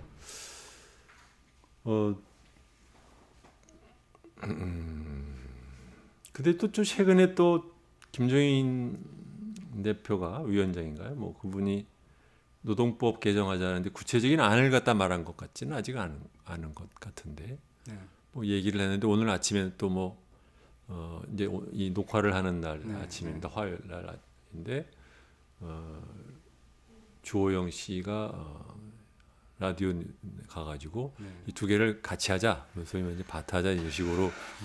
김종인 박사는 이제 굳이 밭할 생각 없이 별개다라고 그렇죠. 얘기를 했는데 네, 또 뭐 근데 그것도 그냥 저 작전상 하는 말일 수도 있고 뭐 정치인의 말이라는 게 얼마만큼 진심을 담은 말인지 모르지만 어쨌든 그건 그렇다 치지만 그러니까 두 가지 방법이 있는 거죠. 하나는 이제 국민의힘이 막아서 우리는 하고 싶었는데 못했다라는 네. 걸로 넘어갈 수도 있고, 네. 아니면 민주당 안에서도 지금 국민 경제가 어려운데 이걸 꼭 지금 해야 되냐는 얘기들이 있어서 뭐 그렇다. 네.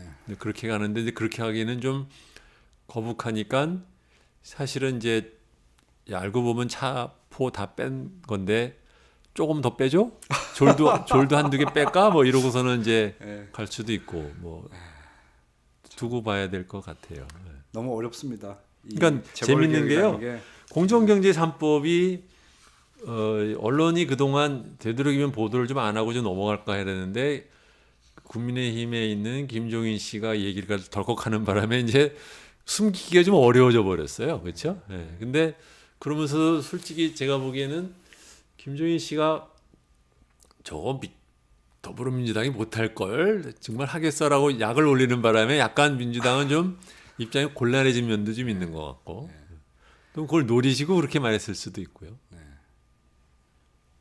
재미있어요. 이게 그리고 또 다른 면에서는 국민의힘당 안에서 이 문제를 갖고 본격적으로 분란이 일어날 수도 있죠. 네.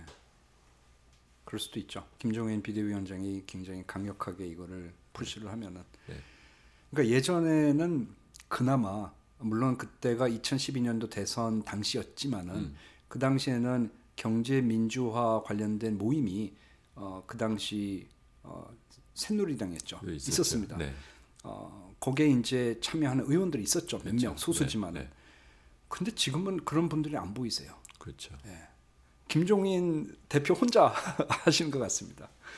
딴 사람은 몰라도 윤희숙 씨 정도는 하지 않을까요? 뭐 제가 페이스북 글을 봤는데요. 일단 뭐 공정경제 3법에 원칙적으로는 찬성하는 거라고는 말씀을 하셨고요. 그렇지만 강론에 들어가서는 이게 찬성하는 건지 반대하는 건지 알 수가 없겠더라고요. 윤희숙 씨랑 같이 KDI에 있었죠. 저는 대학원에 있었고요. 그렇죠. 그분은 이제 그 연구소에 있었죠. 그랬구나. 그래서 그렇지만 뭐 알고 지냈습니다. 예. 뭐 깊이 있는 교류는 하지 않았고요. 중도학자로서 나름 개혁적인 소리도 좀 하던 사람이라서 네. 예. 물론 그러니까 이제 학자로서 반대하기는 어려울 거예요. 그렇죠. 예. 뭐 강론에 가서는 반대할지 모르겠지만 원칙적으로 이거에 반대할 수는 없을 겁니다. 예. 그러니까 본인도 뭐 알 테니까요. 이게 기업을 규제하는 법이 아니고 총수일가가 나쁜 짓 하지 못하도록 좋은 일만 하도록 네. 경영진이 좋은 일만 하도록 하는 친기업적인 법이라는 걸 본인도 알고 있을 테니까요. 원칙적으로 반대한다? 이거는 아마 본인 입으로 할 수는 없을 겁니다. 심지어는 국민의힘당의 일부 국회의원이 찬성을 하는데도 더불어민주당에서 뭐 유야무야 집어넣어서 이렇게 핑계를 열심히 찾아낼 수도 있을지 몰라요. 네. 예, 참 겉과 속이 다른 거죠. 그렇게 되면은. 그런 거죠. 그래서 요새 제가 반 농담으로 사실 정당 이름 갖고 이렇게 장난하는 건 별로 경박한 행동이긴 한데 네. 더불어민주당이 아니라 더민주당이 아니라 덜민주당. 덜민주당. 그러니까 막상 표를 도리어 많이 받아서 의석을 확보하더니 예. 갑자기 굉장히 얌전해졌어요. 네. 그렇죠? 네. 맞아요. 그러니까 임대차 보호법 통과시킬 때는 속전속결로 했지 않습니까? 그렇죠. 아무래도 국민들이 체감적으로 느끼는 분야이기 여론이 때문에. 너무 나쁘니까. 근데 이 재벌 개혁은 이제 총수와 경영진들이 회사를 잘 경영하도록 하는 굉장히 간접적인 본인들 입장에서 와닿지 않는 내용이니까 이 오도를 하고 호도를 하고 거짓말하고 프레이밍을 해서 못 알아듣게 하고 통과 안 시키고 아니면은 말씀하신 대로 그 여러 가지 이제 껍데기로 그렇게 될까봐 걱정이 됩니다. 회사의 경영을 하던 사람 입장에서는 사실은 공정경제 3법보다 더 충격이 있을 수 있는 또는 변화에 동의이 될 수 있는 법으로 저는 집단소송법을 맞습니다. 치고 그다음에 징벌적 손해배상을 쳐요. 왜냐하면 제가 이제 회사에서 이렇게 할 때 보면 분명히 회사에도 손해가 나고 고객한테도 분명히 안 좋은 일인데도 우리나라 기업들은 별로 그걸 갖다 꺼려하지를 않아요. 근데 처음에는 그렇게 하면 안 된다고 말을 해봤자 세월이 지나면서 좀 이해가 가는 게 나쁜 짓을 해도 별로 뭐 벌이 별로 없는데 뭐 걸리면 조금 내고 안 걸리면 많이 벌고 뭐 기업으로서는 또는 조직원으로서는 이 사람이 말하자면 이제 벌을 안 주면 자기도 모르게 이제 그걸 막 깨닫지 않습니까? 이제 그것이 굳이 말로는 안 해도 잘 드러나는 것 같아요. 행동을 보면. 근데 이제 집단 소송이 들어오고 징벌적 손해배상을 한다고 하면 소위 제대로 된 정도 경영을 하고 싶은 경영자들이 좀 더 얘기를 할 때 말거리가 생기는 그렇죠. 거예요. 야, 이거 니들 그랬다가 집단 소송 당할 수 있고 아니면은 징벌적 손해배상으로 이제 크게 맞을 수 있다라고 얘기를 하면 적어도 그러니까 좋은 경쟁에도 좋은 경쟁이 있고 나쁜 경쟁이 있는데 소위 말하는 좋은 경쟁이라 더 좋은 서비스, 더 좋은 상품, 더 낮은 가격을 하는 경쟁을 통해서 성공을 하려는 경쟁이 좋은 경쟁이라고 하면 그게 아니라 어떻게 하면은 직원들로 쥐어짜고 손님을 뭐 속이고 그걸로 돈을 버느냐라는 나쁜 경쟁이 있는데 모든 사람이 나쁜 경쟁을 하는데 혼자서 나는 좋은 경쟁하겠다고 말하면 바보가 돼요. 그렇죠. 그리고 그것을 도와줄 수 있는 방법이 법제적인 게 하나도 없어요. 네. 우리나라가 보면은 실제로 해보면은 그런 면에서는 공정경제 못지않게 이제 이 두 가지 법 또 뭐 추가적으로 앞으로 어떻게 되느냐를 봐야 되는데 그것의 전조로 생각을 하면 또 모르죠. 그러니까 진짜 중요한 펀치는 그 두 가지니까는 그 두 가지를 맞고 요번 거 이 세 가지는 또 패스해 줄 수도 있는 거고 하여튼 보고 있으면 그 지금 여러 번 얘기하는데 이런 그 경제 개혁 입법 관련돼서는 더불어민주당을 믿을 수 없다라는 게 제 지난 25년간의 경험이었기 때문에 그건 뭐 저보다 실제적으로 시민운동을 해보신 분들이 더 느끼실 거 아니에요. 그럼요. 2000년부터 시작을 했는데요. 김대중 정부, 노무현 정부, 박근혜, 이명박 정부는 뭐 당연하고요. 믿을 수 있는 정부는 없습니다. 글쎄 말이에요. 믿을 수 있는 국회의원도 없습니다.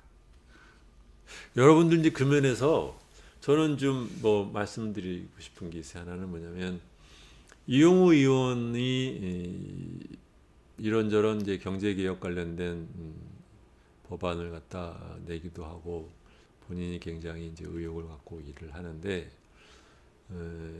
그거 못지않게 또 이런 면에서는 그래도 활동을 열심히 하는 사람이 박용진 의원이에요. 근데 이 민주당 또 지지자 또는 문재인 대통령 지지자들 중에는 박용진 의원에 대해서 소위 말하면 가끔씩 이제 당에 대해서 이제 뭐 쓴소리 한다든가 이런 걸 갖고 아주 뭐 밉상이 돼 있어요. 또 그래서 그 사람을 엄청 못 살게 그러는데 그렇게 할 일은 난 저는 아니라고 보고 중요한 것은 꽁 잡는 게 매라고 꽁 잡아오는 사람을 지지를 해주십시오. 말로 여러분들한테 기분 좋은 소리, 편들어주는 소리 하는 사람을 갖다 와와거리고 쫓아다니면 바로 그게 우중이 되는 아주 첩경입니다. 중요한 것은 일하는 사람 위주로 봤으면 좋겠다. 그리고 말만 하면서 일 안 하는 국회의원들의 워낙 많은 우리나라니까요. 뭐 마지막으로 뭐 시청자들한테 뭐 하시고 싶은 얘기에 따르면은 뭐 무슨 얘기? 마지막으로 할 이야기요. 뭐 다시 말씀을 드리는 건데요. 이 공정경제 3법은 우리나라에 진짜 공고히 자리 잡고 있는 이 총수 자본주의에 대해서 그걸 조금이나마 완화시키려고 하는 법안이다.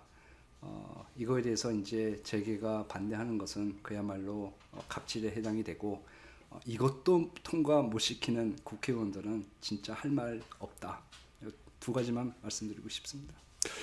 제가 김우찬 교수를 안 지는 한 15년 되는데 얼굴을 마지막으로 보고 못 본 게 한 14년 되는 것 같아요. 오늘 지금 처음 봤습니다. 그동안에 뭐 전화 정도는 하는데 그새 많이 자기도 늙었고 나는 늙었어요. 근데 하나 물어볼게요. 예. 잘 안 되는 이 재벌개혁 운동 예. 왜 계속해서 하십니까? 재벌개혁 운동을 왜 계속 하느냐? 이거 안 하고도 뭐 할 거 많잖아요. 개혁이 안 되니까 하는 거죠. 개혁이 안 돼서 예. 하는 거다. 그러니까 저희 단체 사람들이 하는 이야기가 있어요. 야, 어떤 사건이 터지고 난 다음에 우리가 아직 할 일이 있구나. 우리의 존재 가치가 아직도 있구나. 아유, 할 일이 뭐 엄청 많죠. 그러니까 저희가 오히려 두려워하는 거는 네, 없어질까봐.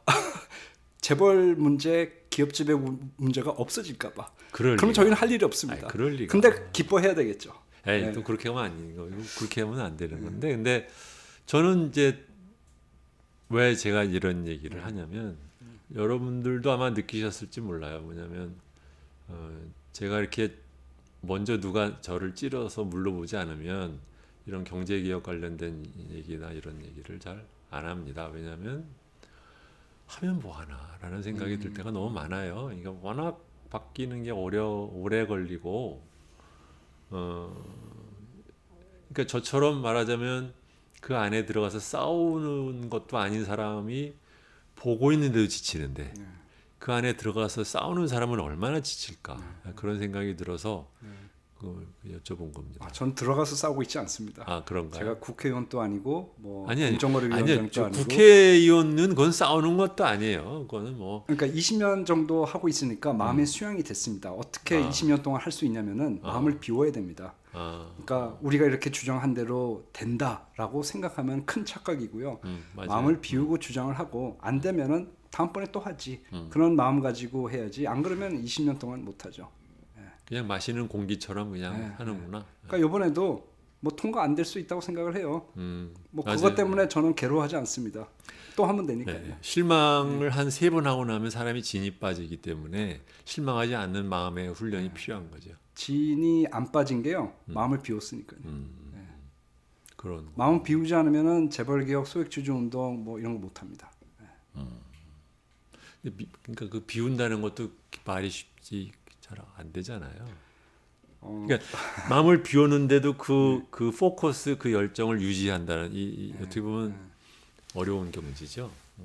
그러니까 열정을 가질 수 있는 이유는 이게 올바른 거라는 믿음이 있고 그리고 정의로운 거라고 생각을 하고 있고 그걸 혼자 하는 게 아니기 때문에. 그렇죠. 그러니까 제가 이거를 할 수 있었던 이유 중에 또 하나 중요한 거는 같이 팀을 이루어서 하는 거거든요. 그렇죠.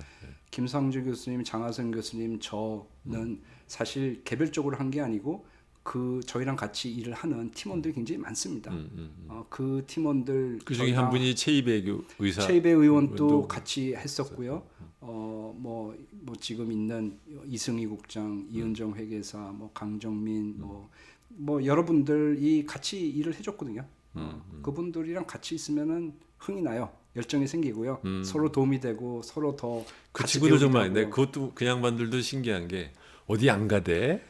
네, 그분들도 이제 뭐 굉장히 오래됐습니다. 글쎄 말이에요. 그분들 사실 일당백이고요. 어딜 나가면은 진짜 고액 연봉으로 갈 수 있는 분임에도 불구하고 가지 않고 그냥 이게 좋은가 봐요. 그래서 근데 약간 조금 그렇게 하다 보니까 약간 이렇게 좋게 말하면 결속력이 강하지만 또 한편으로 이게 배타적인 그룹화가 되는 거는 없어요.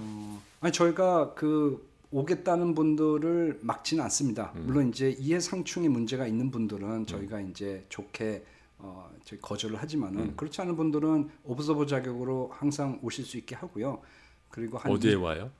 원래 회의에 네. 옵저버로 이제 그렇습니까? 몇 달에 걸쳐서 옵니다. 그래서 서로 이제 맞다고 생각을 하면은 이제 정식으로 이제 저희 팀원이 되는 거고 모든 이제 정보를 공유하게 되는 거고 그렇게 해서 사실 비상근 중에는 교수님들이나 변호사님들이나 이 비상근 위원들은 굉장히 많습니다. 아, 그렇군요. 겉으로 드러내놓고 저희 활동을 한다고 얘기하지 않으면서 저희 회의에도 오시고 모든 정보를 교류하고 서로 도움을 주는 분들은 꽤 많이 있습니다. 그렇군요. 경제개혁연대가 저는 이제 메일링 리스트에 들어있기 때문에 보도 자료라든가 뭐 연구 보고서를 내면 저한테 오는데 이렇게 보면 굉장히 내용이 충실해요. 근데 이제 한 가지 일반이 아마 읽고 이해하기는 좀 어려울 수 있는 분야다 보니까 이게 대중적인 지지를 얻기는 어려울 텐데 그렇죠? 네. 그러니까 저희가 참여연대에서 이제 분리되어서 나왔고 저희는 이제 시민단체가 아니거든요. 시민들로부터 후원금을 받고 있지 않고 저희가 처음부터 표명했던 게 전문가 단체다. 뭐 일반 시민들이 저희 보고서를 읽지는 않으시겠지만 그래도 관련 공무원들이나 국회의원들이나 기자분들은 읽는다. 그분들을 겨냥해서 저희들은 이제 보고서를 이제 썼던 거죠. 그러다 보니까 아무래도 대중성이 조금 약합니다. 저희 보고서들을 읽지 않는 분들이 굉장히 많으시고요. 그래서 조금 변화를 주고 싶어요, 저도.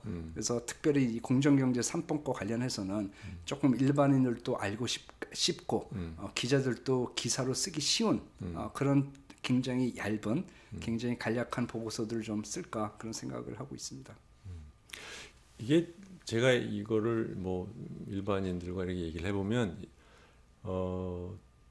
굉장히 기업 지배 구조 관련된 얘기를 하는 거 이해하기를 되게 어려워요. 근데 왜 그런가 그랬더니 법학, 경제학적인 이슈, 그다음에 이제 회계학 뭐 이렇게 섞이다 보니까 이게 어느 정도의 기초가 돼 있지 않은 분들이 들을 때는 들어도 무슨 말인지 잘 모르시는 것 같고 또 이제 전문 용어가 많은 것도 있지만 이 자체에 대한 이해를 갖다 넓히기가 굉장히 어렵다는 생각이 들더라고요. 근데 이것을 좀 더 대중적인 언어로 표현할 수 있는 뭐 기자를 뭐 육성할 수도 있고.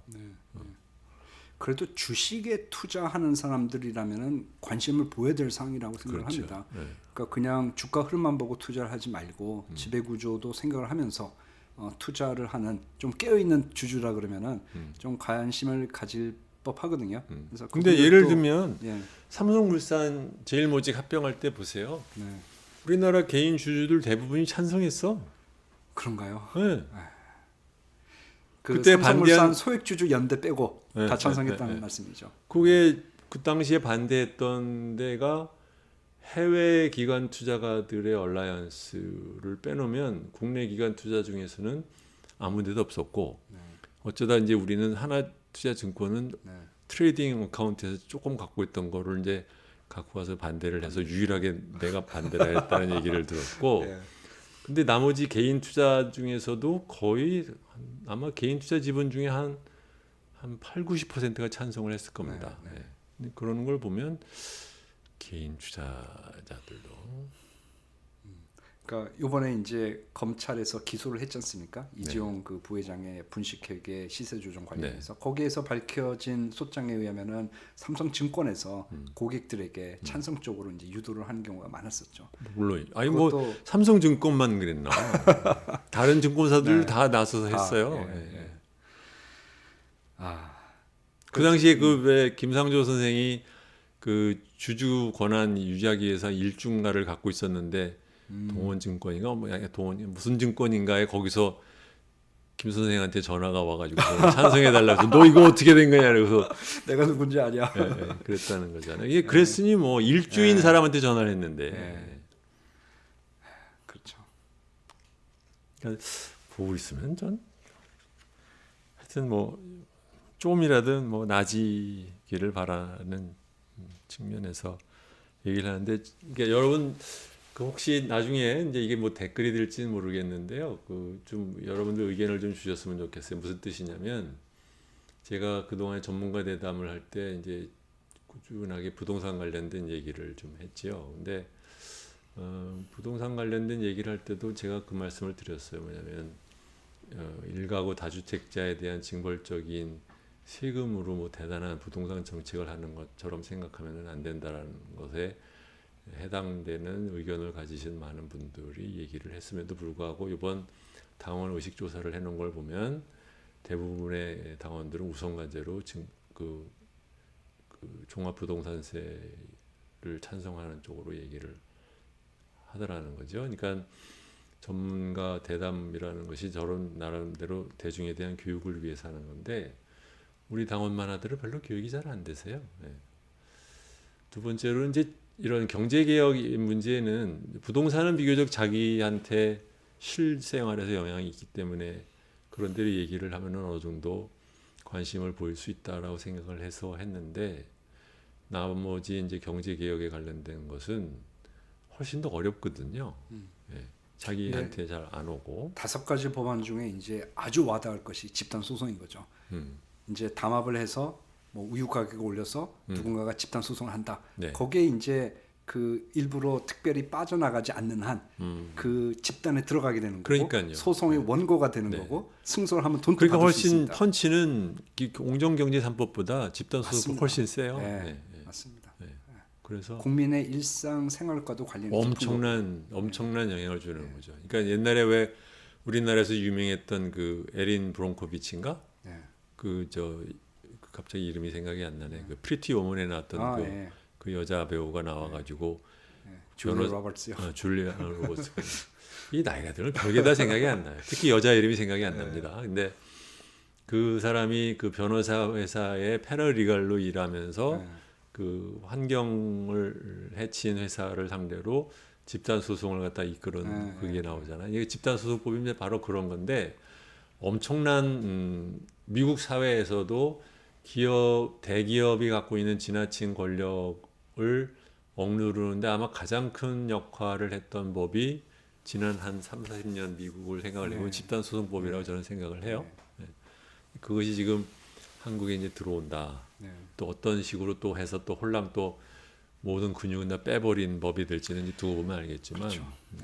네, 이제 원래 얘기로 돌아가면 그래서 이런 경제개혁 관련된 것을 갖고 대담을 하는 것이 얼마나 사람들한테 의미가 있을까라는 생각을 하고 특히 또 열린민주당 TV라고 하는 것이 이제 기본적으로는 열린민주당 지지자들 또는 이제 당원들을 상대로 하는 TV인데 저희 당 당원들이 이런 쪽에 대한 정책에 대한 관심보다는 주로 누구를 나쁜 놈으로 이제 상정을 하고 그놈 때려잡자, 검찰 개혁하자, 뭐 언론 개혁하자, 뭐 이런 식으로 특정한 적이 생길 때 신이 나시는 분들이 되나 가지고 이런 거를 방송을 해도 여러분들이 얼마나 좋게 들으실지 좀 의문이 드는데 그래서 이 재벌개혁에 관련돼서도 그동안 한 번도 얘기를 안 했어요. 왜냐하면 얘기를 해도 잘 못 알아들 것 같아서 재미없어 할 것 같고 그래서 결국은 이 방송이라는 게 당원을 모으고 그러니까 단순 교양이 아니라 그러니까 크게 보면은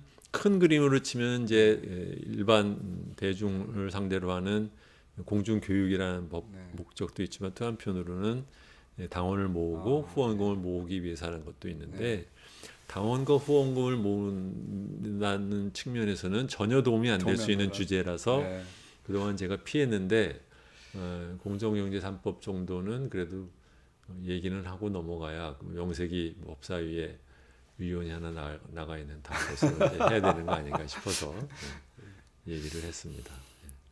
여러분들 앞으로 뭐 김진애 의원이 이 문제 갖고 뭐 활약을 하실 수가 있는데 많이 또 격려도 해주시고 얘기도 해주시기 바랍니다. 네, 오늘은 이만 하겠습니다. 고맙습니다. 네, 감사합니다. 안녕히 계십시오.